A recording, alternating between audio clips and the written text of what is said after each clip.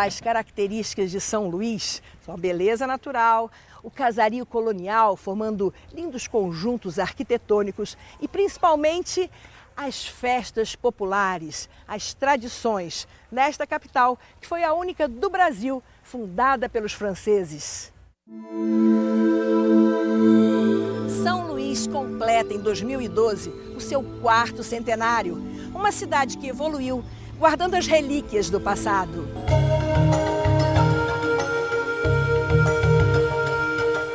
Neste documentário Expedições, a história dos 400 anos de São Luís e um depoimento de seu filho ilustre, o poeta Ferreira Goulart. Não é São Luís de agora, já mudou bastante, né?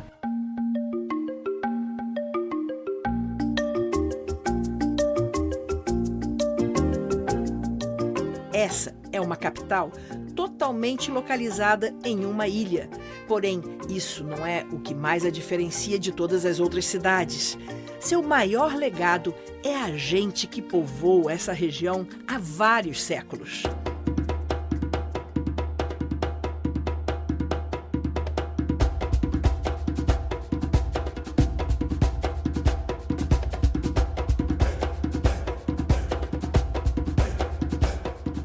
Mistura singular de etnias que fez surgir uma cultura vibrante, desvendada das mais variadas formas.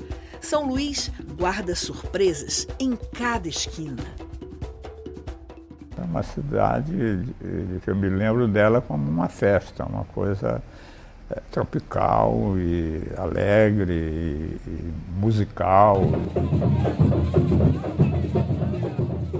Eu era garoto de rua, eu era um pivete e vivia fazendo traquinagem. Então, São Luís, para mim, era uma cidade de becos e de palmeiras e muita ventania. Agora, depois que eu descobri a literatura, que eu descobri a poesia e tal, com meus 12, 13 anos de idade, aí as coisas mudaram, né? Quer dizer, aí eu comecei a olhar a vida e a cidade de outra maneira.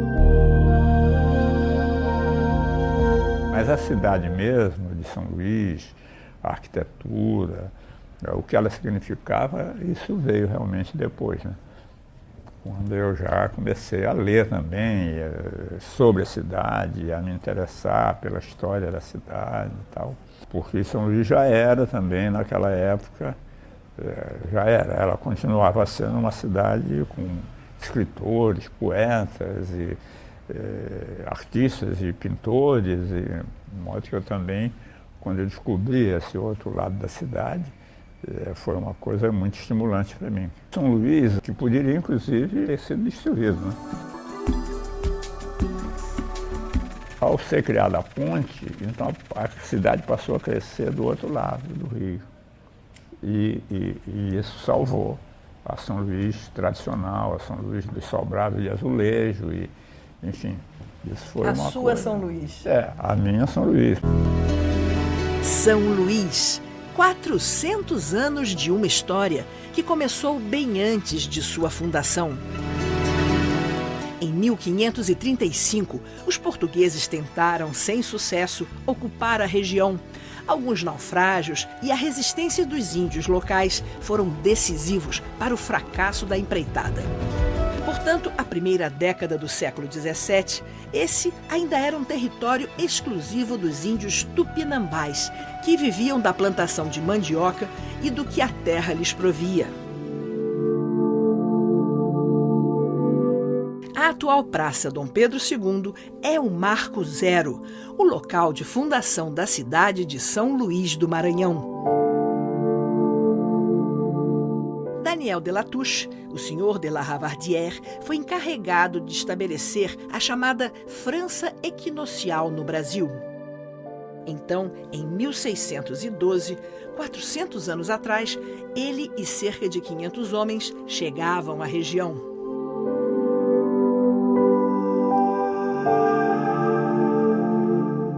Nascia então o que viria a ser a única capital brasileira fundada pelos franceses. Nessa praça, os franceses construíram um forte, ao qual deram o nome de São Luís, em homenagem ao famoso rei francês. Na segunda metade do século XVIII, o forte deu lugar a essa construção em estilo neoclássico, conhecida como Palácio dos Leões, atual sede do governo do estado do Maranhão. Próxima ao Palácio dos Leões fica a Igreja da Sé, catedral da capital do Maranhão. Ela foi construída pelos jesuítas em 1762, em homenagem a Nossa Senhora da Vitória.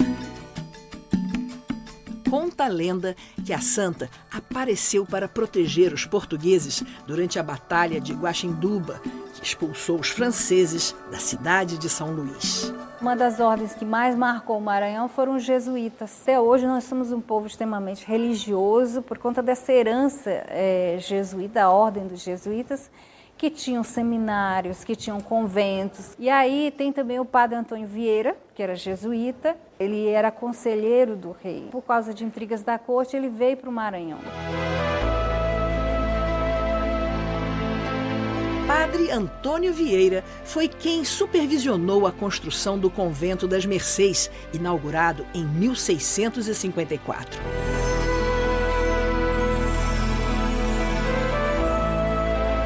O prédio abrigou o convento da Ordem dos Mercedários até o início do século XX.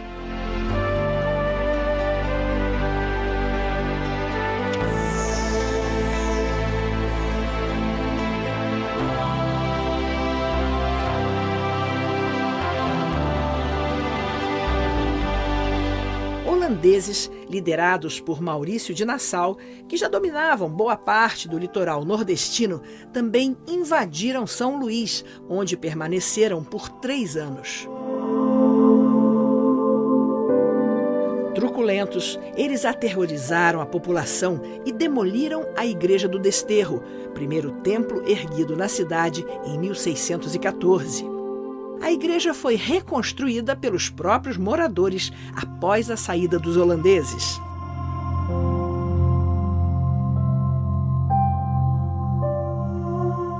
Depois que os holandeses foram expulsos, a coroa portuguesa retomou o domínio dessa região.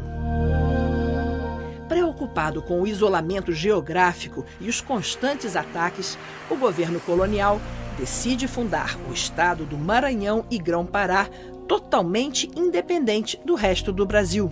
O Marquês de Pombal ele vai ter uma influência muito grande no estado do Grão-Pará e Maranhão, de onde São Luís e Belém eram as sedes, não é, do estado. A partir de uma crise econômica muito forte, o Pombal vai resolver investir nessa região.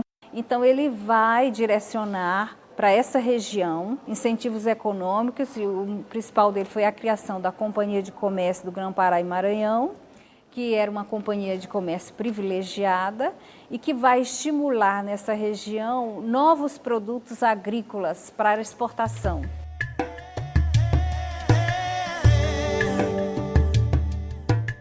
Com a consolidação da agricultura de exportação, uma nova onda de habitantes é forçada a povoar São Luís e as fazendas em seu entorno. Era um momento em que Portugal dominava o comércio negreiro e vai direcionar para essa região, praticamente a preço de custo, inúmeras levas de escravos africanos. A chegada dos africanos constituiu o último elemento étnico que resultaria mais tarde num caldeirão de manifestações culturais de rara diversidade e riqueza.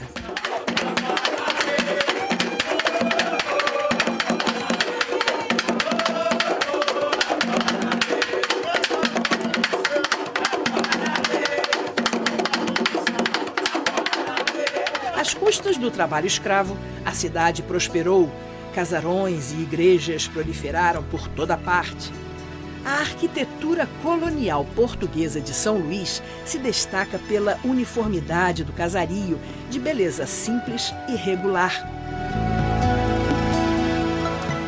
Um valioso exemplo desse casario arquitetônico uniforme é a Rua Portugal, no centro histórico da cidade. Outra relíquia encontrada na Rua Portugal e por todo o centro histórico é a principal marca do casario de São Luís, as fachadas de azulejos.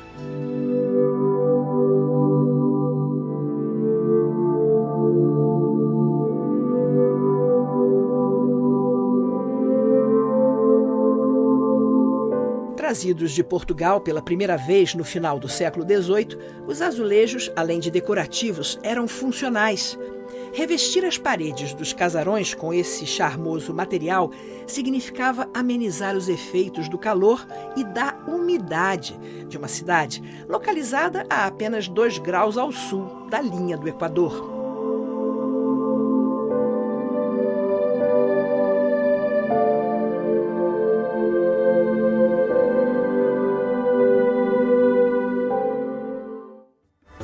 A construção de pontes redirecionou a ocupação imobiliária de São Luís. Prédios altos e modernos foram construídos em outras áreas da cidade, o que ajudou a preservar o centro histórico e manter vivo o seu passado.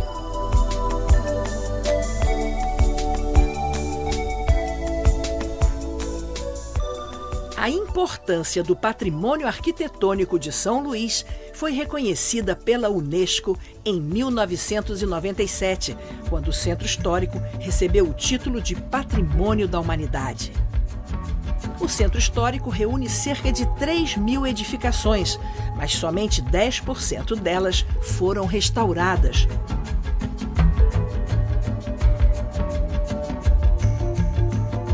Fazer intervenções em um casarão tombado, então você tem que fazer todo um inventário do que tem histórico dentro do casarão para que o projeto possa respeitar esse acervo, né? Então é todo esse acompanhamento do IPHAN para evitar a descaracterização, não é só uma coisa de fachada. Um casarão desse, para ser recuperado, é muito caro. E aí nós temos um problema muito grande em São Luís. Aqui são casas gigantescas, onde moravam as famílias e de 18 a 25 escravos para cuidar desses casarões.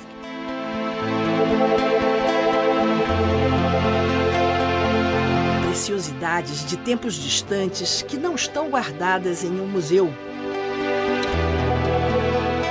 Em São Luís, o passado serve de combustível para a população. As tradições são preservadas no cotidiano e na alma desse povo.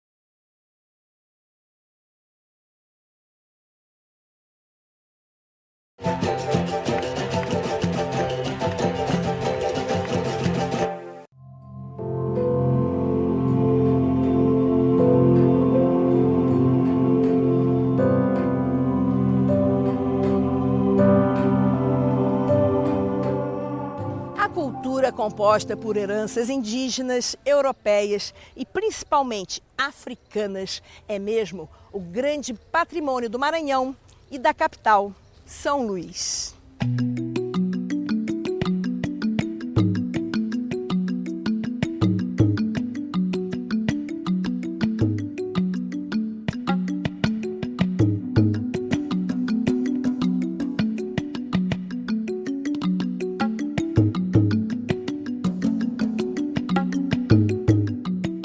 Importantes documentos históricos sobre São Luís estão no Instituto Histórico e Geográfico Brasileiro, que possui um dos maiores acervos de livros e mapas do Brasil colônia.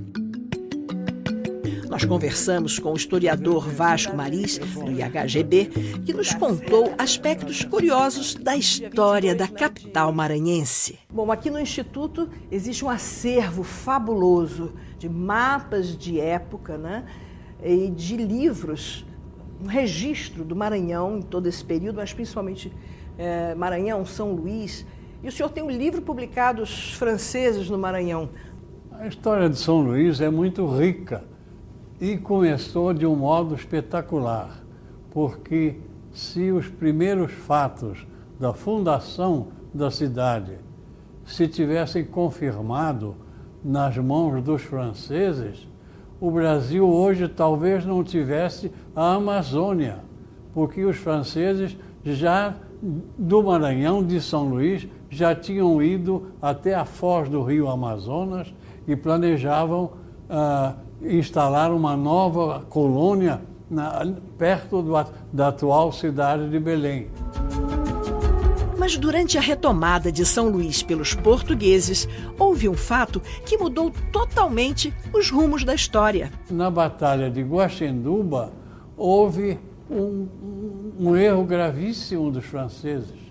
O comandante Laravardière, ele cometeu o erro de dar um ultimátum aos portugueses, dando-lhes 4 horas para que decidissem se renderiam ou não. E os portugueses, espertamente, se organizaram e, embora estivessem em número muito menor, atacaram de repente e fizeram uma matança horrível. E os franceses, que tinham absoluta superioridade, tiveram que fugir. O irmão do Laravardière morreu, o primo do rei, Le Pézieux, morreu também. Foi um desastre completo por causa da imprudência do comandante francês Laravardière. Em 1621, o Brasil foi dividido em 2 unidades administrativas, o Estado do Brasil, com a capital em Salvador, e o Estado do Maranhão, onde a capital era São Luís. Agora, um período interessante da independência do Brasil. Logo depois da independência, Dom Pedro I ficou preocupado com a resistência que havia na Bahia, né? Do mesmo modo em Pernambuco, e depois também lá no Maranhão e no Pará, que eram 2 províncias que não faziam parte do Brasil naquela época. Estavam subordinados diretamente a Portugal. Bom, aí Dom Pedro I resolveu contratar um almirante inglês, o almirante Thomas Cochrane. E ao chegar lá, ele chegou sozinho na nau dele e disse: está chegando aí uma grande frota, vocês se submetam, porque aí será irresistível e nós não vamos perdoar. Vocês fazem parte do Brasil. E então todos acabaram aceitando e a coisa acabou muito bem e ele voltou então para o Rio de Janeiro e ficou se preparando para outras intervenções. Durante séculos, a capital do Maranhão sofreu influências dos franceses, holandeses e portugueses. Na segunda metade do século XVIII, o Maranhão passou a abastecer as indústrias têxteis inglesas com o algodão. Com o aquecimento da economia, São Luís chegou a ser a 3ª cidade mais populosa do Brasil. Apesar das mudanças ocorridas ao longo dos 400 anos de sua fundação, São Luís respira tradição. São Luís é considerada a 3ª maior comunidade negra do país e talvez a cultura mais influente seja a de origem africana. As manifestações culturais de origem africana são uma das maiores riquezas da cidade. E isso é sentido de forma ainda mais vibrante na periferia de São Luís.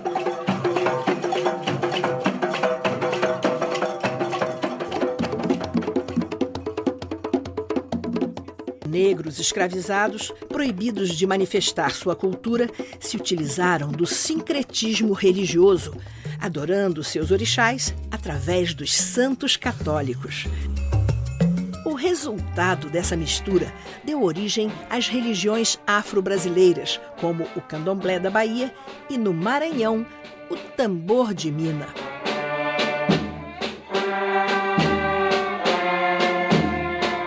A Casa das Minas, o maior e mais antigo terreiro de Mina do Maranhão, fundado ainda no século XIX, promove todos os anos a Festa do Divino Espírito Santo.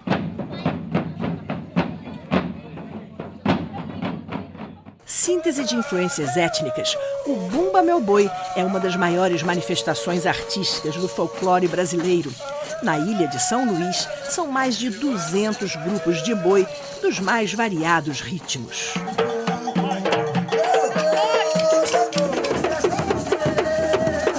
A festa do Bumba Meu Boi aproxima periferia e centro. As apresentações, na época dos festejos juninos, se espalham por toda parte. Outra tradição singular de São Luís e do Maranhão é o tambor de crioula, onde as mulheres dançam ao som dos tambores tocados pelos homens.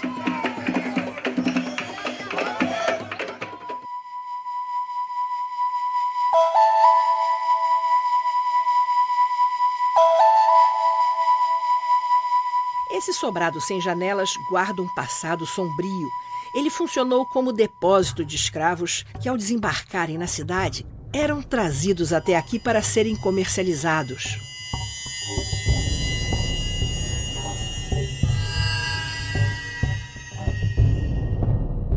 Hoje, sua função é nobre. A Cafua das Mercês ou Museu do Negro abrigam uma valiosa coleção de arte africana.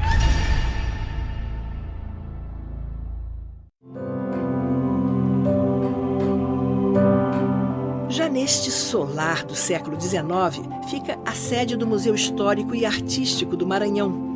Grande parte de seus salões refazem ambientes dos casarões das nobres famílias maranhenses. Os filhos dessa elite maranhense vão complementar seus estudos na Europa ou no Rio de Janeiro, fazendo surgir a primeira leva de grandes nomes da cultura nacional. Gonçalves Dias, Sousandrade e João Francisco Lisboa integram essa primeira geração de intelectuais de São Luís. Mais tarde, outros nomes vão se juntar a eles. Nesta casa viveu Graça Aranha, autor pré-modernista e um dos organizadores da Semana de Arte Moderna de 1922. O Teatro União, fundado em 1817, foi rebatizado com o nome de Arthur Azevedo, maranhense, um dos maiores dramaturgos brasileiros.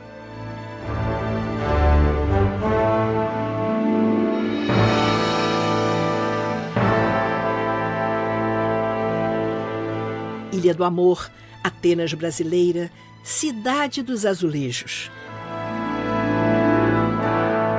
Apesar dos muitos títulos, não se deve tentar definir a capital do Maranhão. São Luís é uma terra de encontros. Aos poucos ela se revela através de sons, cores e sabores, telhados e azulejos. A beleza e a pluralidade cultural produzidas ao longo desses 4 séculos de fundação servem de estímulo constante para moradores e visitantes. Talvez seja por isso que se diga que quem por aqui pernoita, amanhece poeta. Eu acho que São Luís, ela é, evidentemente, como se sabe, um monumento histórico e arquitetônico do país, numa cidade com uma atividade cultural muito expressiva. Parabéns, São Luís, nos seus 400 anos.